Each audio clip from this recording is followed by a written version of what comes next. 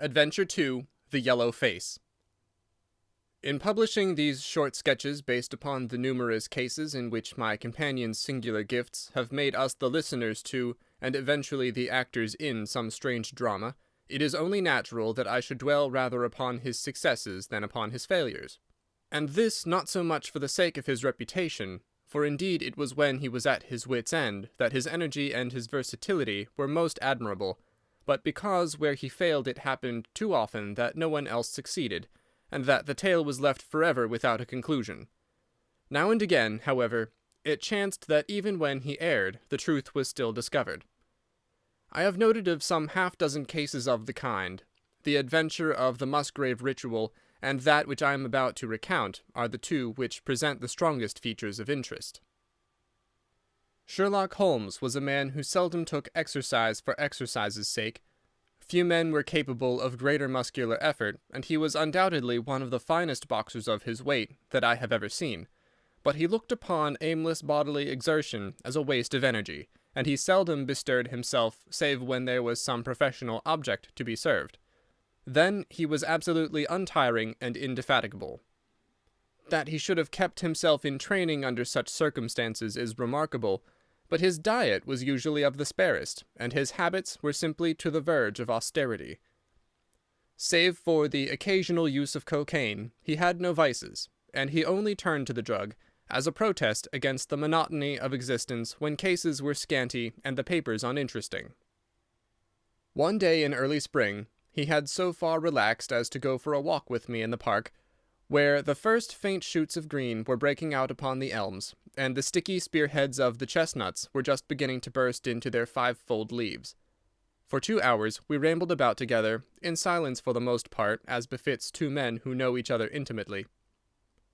It was nearly 5 before we were back in Baker Street once more. "Beg pardon, sir," said our page-boy, as he opened the door.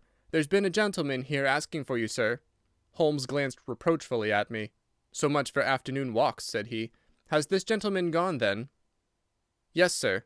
"Didn't you ask him in?" "Yes, sir, he came in." "How long did he wait?" "Half an hour, sir.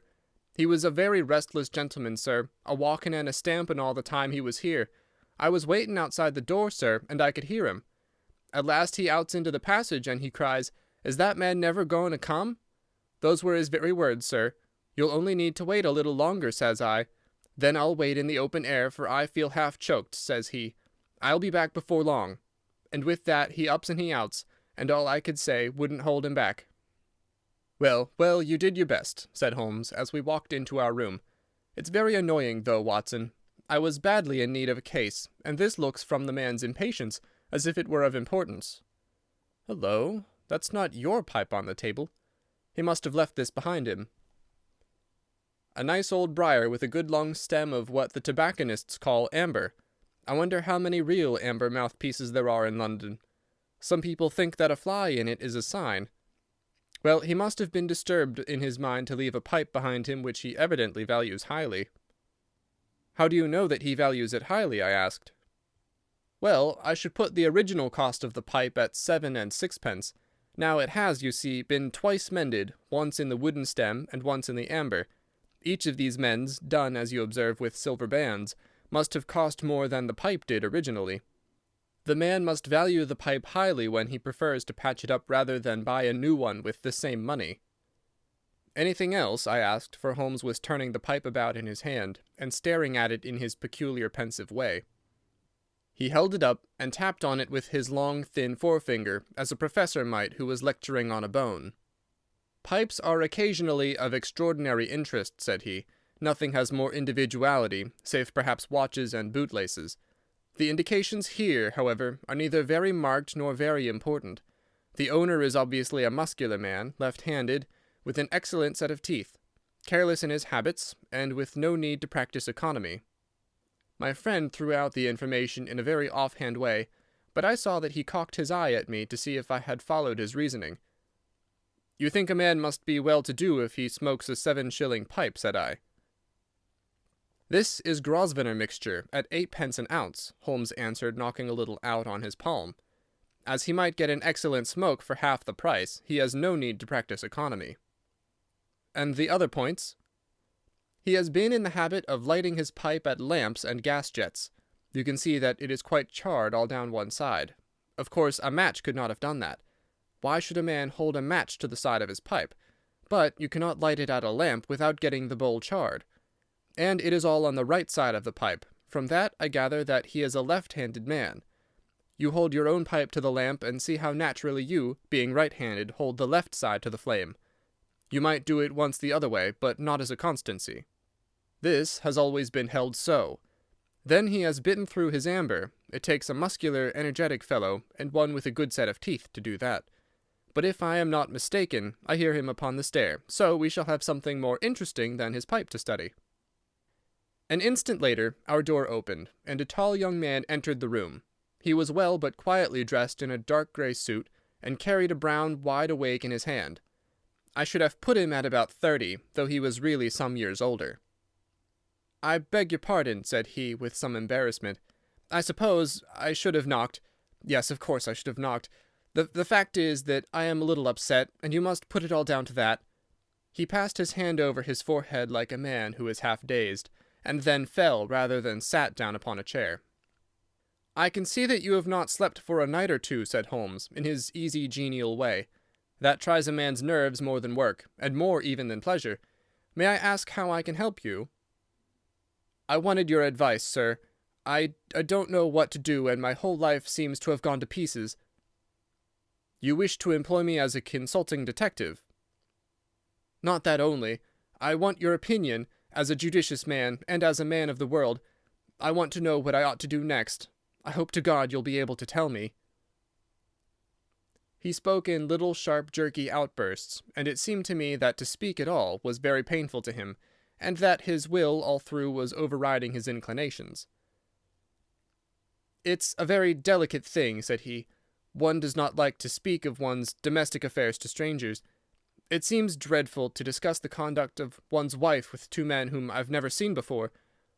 It's horrible to have to do it, but I've got to the end of my tether, and I must have advice." "My dear Mr. Grant Munro," began Holmes. Our visitor sprang from his chair. "What!" he cried. "You know my name?" "If you wish to preserve your incognito," said Holmes, smiling, "I would suggest that you cease to write your name upon the lining of your hat, or else that you turn the crown towards the person whom you are addressing. I was about to say that my friend and I have listened to a good many strange secrets in this room, and that we have had the good fortune to bring peace to many troubled souls. I trust that we may do as much for you.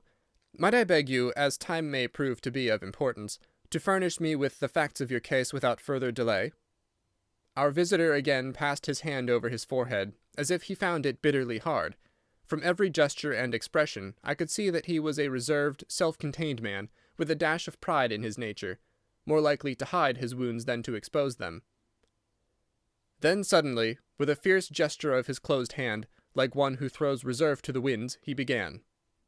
"The facts are these, Mr. Holmes," said he. "I am a married man, and have been so for 3 years. During that time, my wife and I have loved each other as fondly and lived as happily as any two that ever were joined. We have not had a difference, not one, in thought or word or deed.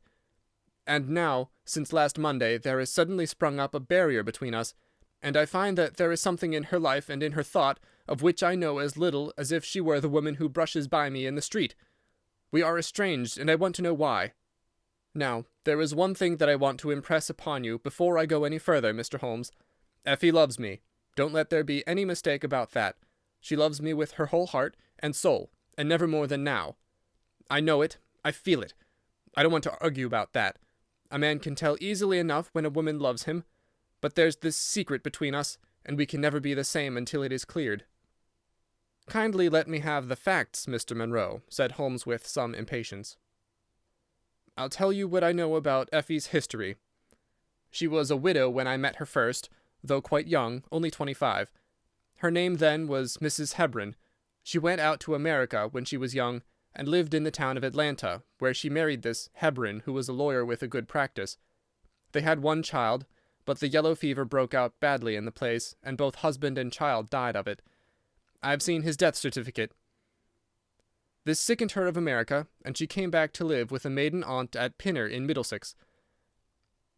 I may mention that her husband had left her comfortably off, and that she had a capital of about £4,500, which had been so well invested by him that it returned an average of 7%. She had only been 6 months at Pinner when I met her. We fell in love with each other, and we married a few weeks afterwards. I am a hop merchant myself, and as I have an income of 700 or 800, we found ourselves comfortably off, and took a nice £80 a year villa at Norbury. Our little place was very countrified, considering that it is so close to town. We had an inn, and 2 houses a little above us, and a single cottage at the other side of the field which faces us, and except those there were no houses until you got half-way to the station. My business took me into town at certain seasons, but in summer I had less to do, and then in our country home my wife and I were just as happy as could be wished. I tell you that there never was a shadow between us until this accursed affair began. There's one thing I ought to tell you before I go further. When we married, my wife made over all her property to me, rather against my will, for I saw how awkward it would be if my business affairs went wrong. However, she would have it so, and it was done. Well, about 6 weeks ago she came to me. "Jack," said she, "when you took my money, you said that if ever I wanted any I was to ask you for it." "Certainly," said I, "it's all your own." "Well," said she, "I want £100. I was a bit staggered at this, for I had imagined it was simply a new dress or something of the kind that she was after. "What on earth for?" I asked. "Oh," said she in her playful way, "you said that you were only my banker, and bankers never ask questions, you know." "If you really mean it, of course you shall have the money," said I. "Oh, yes, I really mean it." "And you won't tell me what you want it for?" "Some day, perhaps, but not just at present, Jack." So I had to be content with that, though it was the first time that there had ever been any secret between us. I gave her a cheque, and I never thought any more of the matter. It may have nothing to do with what came afterwards, but I thought it only right to mention it. Well, I told you just now that there is a cottage not far from our house. There is just a field between us, but to reach it you have to go along the road and then turn down a lane. Just beyond it is a nice little grove of Scotch firs, and I used to be very fond of strolling down there, for trees are always a neighbourly kind of things. The cottage had been standing empty this 8 months, and it was a pity, for it was a pretty 2-storied place, with an old-fashioned porch and honeysuckle about it. I have stood many a time, and thought what a neat little homestead it would make. Well, last Monday evening I was taking a stroll down that way, when I met an empty van coming up the lane, and saw a pile of carpets and things lying about on the grass plot beside the porch. It was clear that the cottage had at last been let. I walked past it and wondered what sort of folk they were who had come to live so near us. And as I looked I suddenly became aware that a face was watching me out of one of the upper windows. I don't know what it was about that face, Mr. Holmes, but it seemed to send a chill right down my back. It was some little way off, so that I could not make out the features, but there was something unnatural and inhuman about the face. That was the impression that I had, and I moved quickly forwards to get a nearer view of the person who was watching me. But as I did so, the face suddenly disappeared. So suddenly that it seemed to have been plucked away into the darkness of the room. I stood for 5 minutes thinking the business over, and trying to analyze my impressions. I could not tell if the face were that of a man or a woman. It had been too far from me for that. But its colour was what had impressed me most. It was of a livid, chalky white, and with something set and rigid about it which was shockingly unnatural. So disturbed was I, that I determined to see a little more of the new inmates of the cottage. I approached and knocked at the door, which was instantly opened by a tall, gaunt woman with a harsh, forbidding face. "What may you be wantin'?" she asked in a northern accent. "I am your neighbour over yonder," said I, nodding towards my house.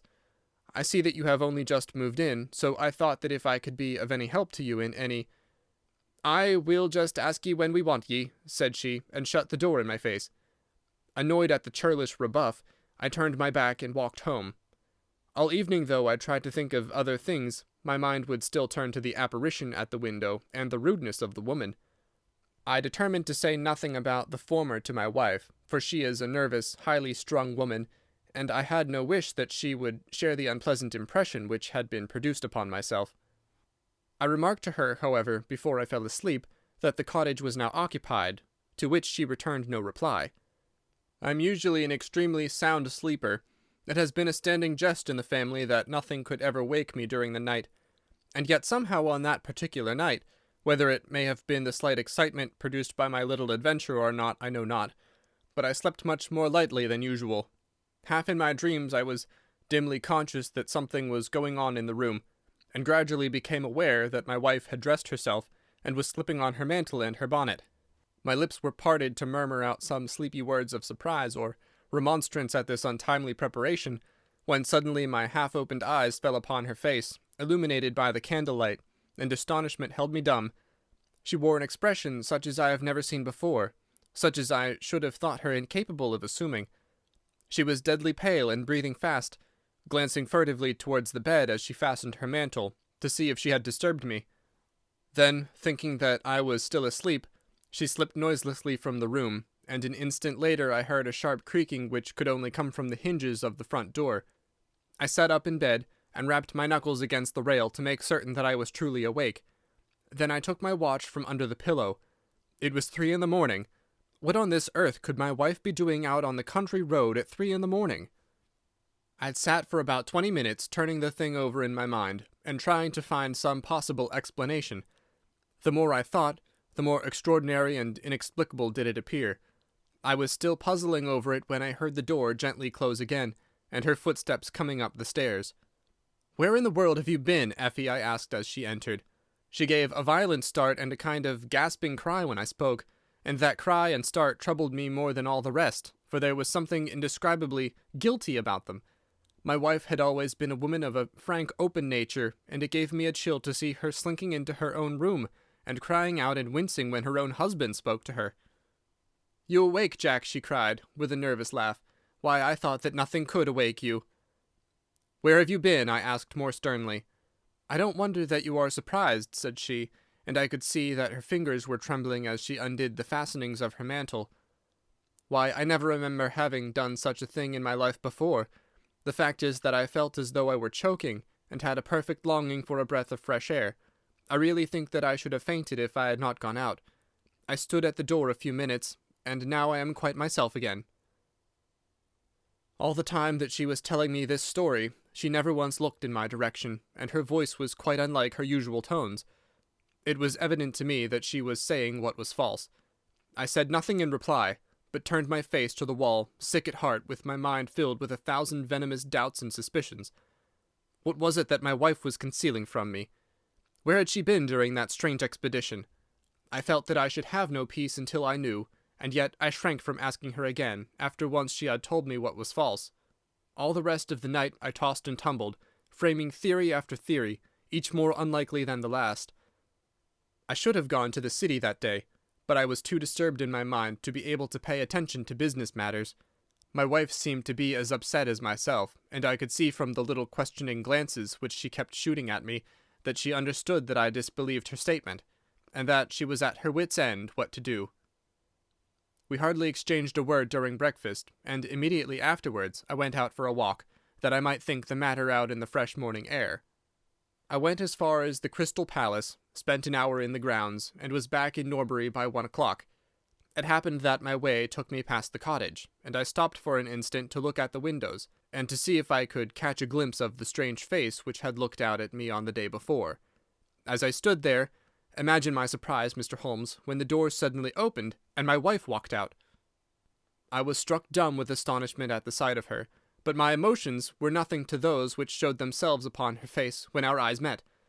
She seemed for an instant to wish to shrink back inside the house again, and then, seeing how useless all concealment must be, she came forward with a very white face and frightened eyes which belied the smile upon her lips.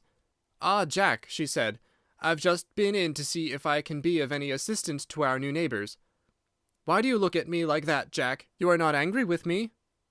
"So," said I, "this is where you went during the night?" "What do you mean?" she cried. "You came here, I am sure of it. Who are these people, that you should visit them at such an hour?" "I have not been here before." "How can you tell me what you know is false?" I cried. "Your very voice changes as you speak. When have I ever had a secret from you? I shall enter that cottage, and I shall probe the matter to the bottom." "No, no, Jack, for God's sake!" she gasped in uncontrollable emotion. Then, as I approached the door, she seized my sleeve and pulled me back with convulsive strength. "I implore you not to do this, Jack," she cried. "I swear that I will tell you everything some day, but nothing but misery can come of it if you enter that cottage." Then, as I tried to shake her off, she clung to me in a frenzy of entreaty. "Trust me, Jack," she cried. "Trust me only this once. You will never have cause to regret it. You know that I would not have a secret from you if it were not for your own sake. Our whole lives are at stake in this. If you come home with me, all will be well. If you force your way into that cottage, all is over between us." There was such earnestness, such despair in her manner that her words arrested me, and I stood irresolute before the door. "I will trust you on one condition, and on one condition only," said I at last. "It is that this mystery comes to an end from now. You are at liberty to preserve your secret, but you must promise me that there shall be no more nightly visits, no more doings which are kept from my knowledge. I am willing to forget those which are past, if you will promise that there shall be no more in the future." "I was sure that you would trust me," she cried, with a great sigh of relief. "It shall be just as you wish. Come away. Oh, come away up to the house." Still pulling at my sleeve, she led me away from the cottage. As we went, I glanced back, and there was that yellow, livid face watching us out of the upper window. What link could there be between that creature and my wife? Or how could the coarse, rough woman whom I had seen the day before be connected with her? It was a strange puzzle, and yet I knew that my mind could never know ease again until I had solved it. For 2 days after this, I stayed at home, and my wife appeared to abide loyally by our engagement, for as far as I know, she never stirred out of the house. On the 3rd day, however, I had ample evidence that her solemn promise was not enough to hold her back from this secret influence, which drew her away from her husband and her duty. I had gone into town on that day, but I returned by the 2:40 instead of the 3:36, which is my usual train. As I entered the house, the maid ran into the hall with a startled face. "Where is your mistress?" I asked. "I think that she has gone out for a walk," she answered. My mind was instantly filled with suspicion. I rushed upstairs to make sure that she was not in the house. As I did so, I happened to glance out of one of the upper windows, and saw the maid with whom I had just been speaking running across the field in the direction of the cottage. Then, of course, I saw exactly what it all meant. My wife had gone over there, and had asked the servant to call her if I should return. Tingling with anger, I rushed down and hurried across, determined to end the matter once and forever. I saw my wife and the maid hurrying back along the lane, but I did not stop to speak with them. In the cottage lay the secret which was casting a shadow over my life. I vowed that, come what might, it should be a secret no longer. I did not even knock when I reached it, but turned the handle and rushed into the passage. It was all still and quiet upon the ground floor. In the kitchen a kettle was singing on the fire, and a large black cat lay coiled up in the basket, but there was no sign of the woman whom I had seen before. I ran into the other room, but it was equally deserted. Then I rushed up the stairs, only to find 2 other rooms empty and deserted at the top. There was no one at all in the whole house. The furniture and pictures were of the most common and vulgar description, save in the one chamber at the window of which I had seen the strange face. That was comfortable and elegant, and all my suspicions rose into a fierce, bitter flame when I saw that on the mantelpiece stood a copy of a full-length photograph of my wife, which had been taken at my request only 3 months ago. I stayed long enough to make certain that the house was absolutely empty. Then I left it, feeling a weight at my heart, such as I had never had before. My wife came out into the hall as I entered my house, but I was too hurt and angry to speak with her, and pushing past her, I made my way into my study. She followed me, however, before I could close the door. "I'm sorry that I broke my promise, Jack," said she, "but if you knew all the circumstances, I am sure that you would forgive me." "Tell me everything, then," said I. "I cannot, Jack, I cannot," she cried.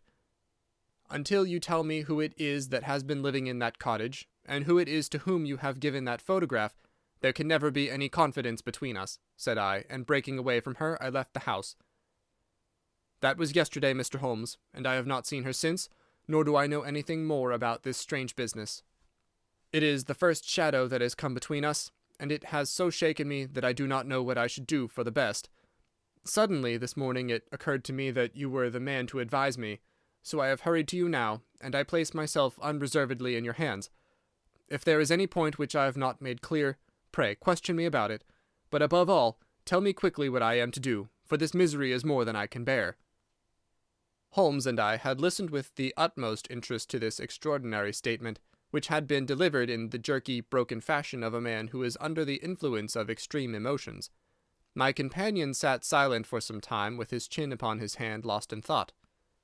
"Tell me," said he at last, "could you swear that this was a man's face which you saw at the window?" "Each time that I saw it, I was some distance away from it, so that it is impossible for me to say." "You appear, however, to have been disagreeably impressed by it." "It seemed to be of an unnatural color, and to have a strange rigidity about the features. When I approached, it vanished with a jerk." "How long is it since your wife asked you for £100? "Nearly 2 months." "Have you ever seen a photograph of her first husband?"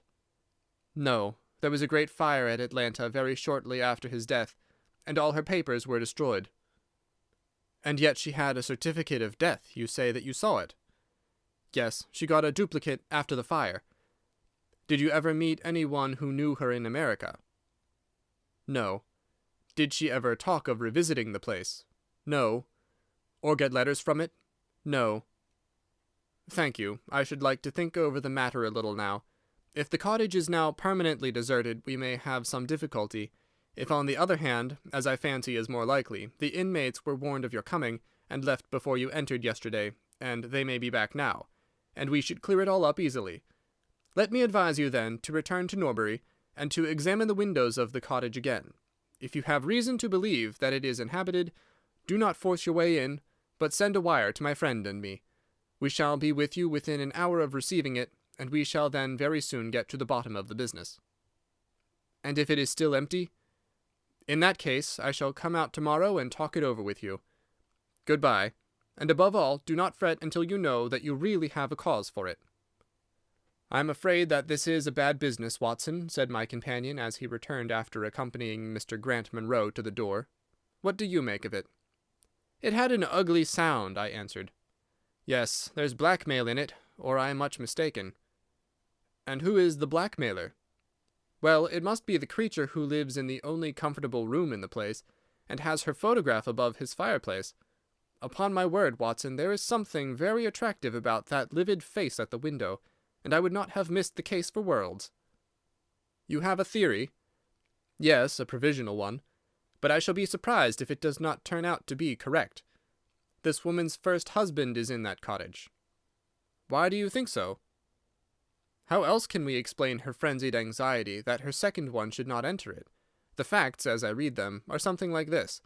This woman was married in America. Her husband developed some hateful qualities, or shall we say that he contracted some loathsome disease and became a leper or an imbecile. She flies from him at last, returns to England, changes her name, and starts her life, as she thinks, afresh. She has been married 3 years, and believes that her position is quite secure, having shown her husband the death certificate of some man whose name she has assumed, when suddenly her whereabouts is discovered by her first husband, or we may suppose by some unscrupulous woman who has attached herself to the invalid. They write to the wife, and threaten to come and expose her. She asks for £100, and endeavours to buy them off. They come in spite of it, and when the husband mentions casually to the wife that there are newcomers in the cottage, she knows in some way that they are her pursuers. She waits until her husband is asleep, and then she rushes down to endeavour to persuade them to leave her in peace. Having no success, she goes again next morning, and her husband meets her, as he has told us, as she comes out. She promises him then not to go there again, but 2 days afterwards, the hope of getting rid of those dreadful neighbours was too strong for her, and she made another attempt, taking down with her the photograph which had probably been demanded from her. In the midst of this interview, the maid rushed in to say that the master had come home, on which the wife, knowing that he would come straight down to the cottage, hurried the inmates out at the back door, into the grove of fir trees probably, which was mentioned as standing near. In this way he found the place deserted.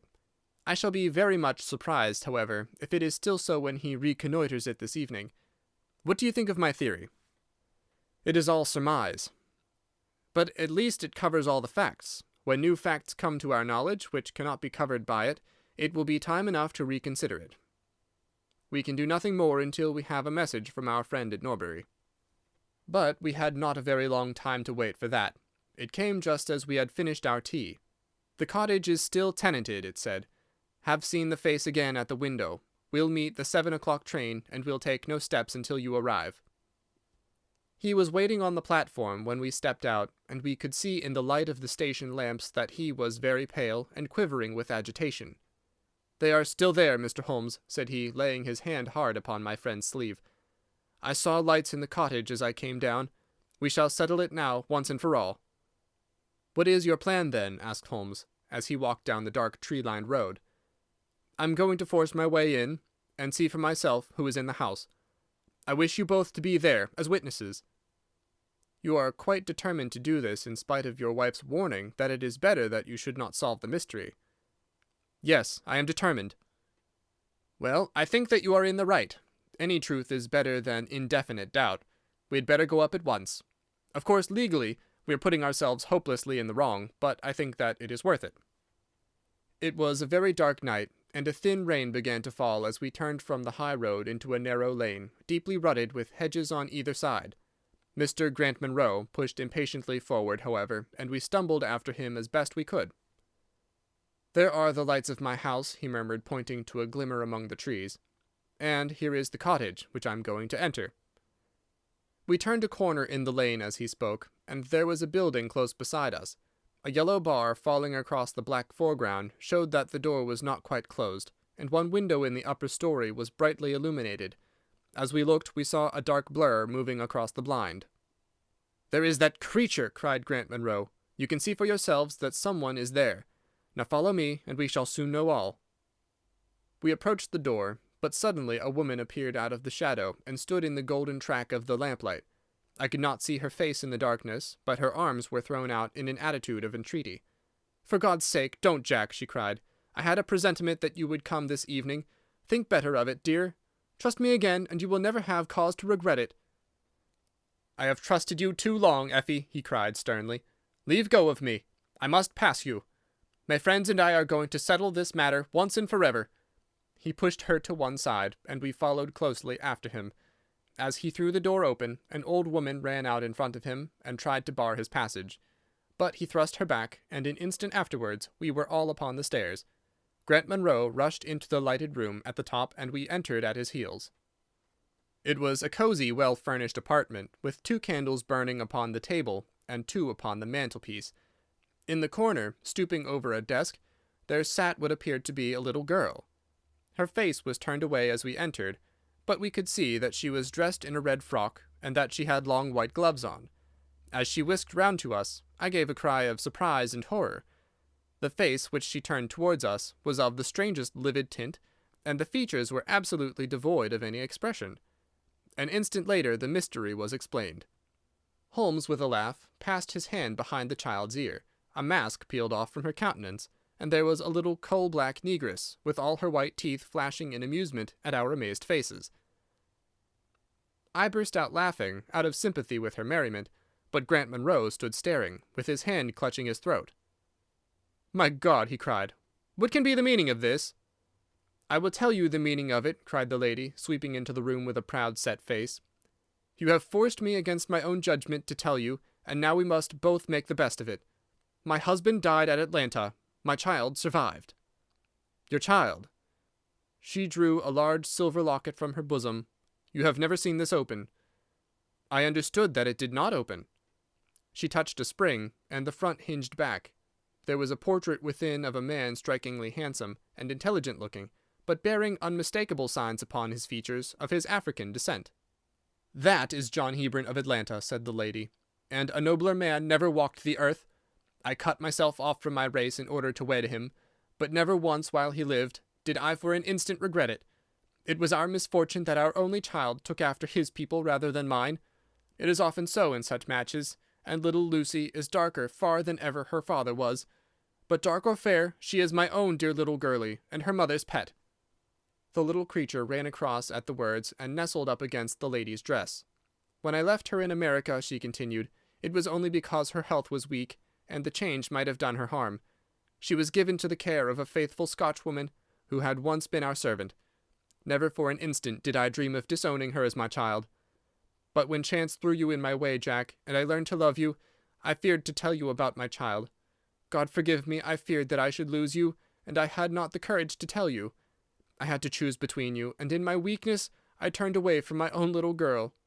For 3 years I have kept her existence a secret from you, but I heard from the nurse, and I knew that all was well with her. At last, however, there came an overwhelming desire to see the child once more. I struggled against it, but in vain.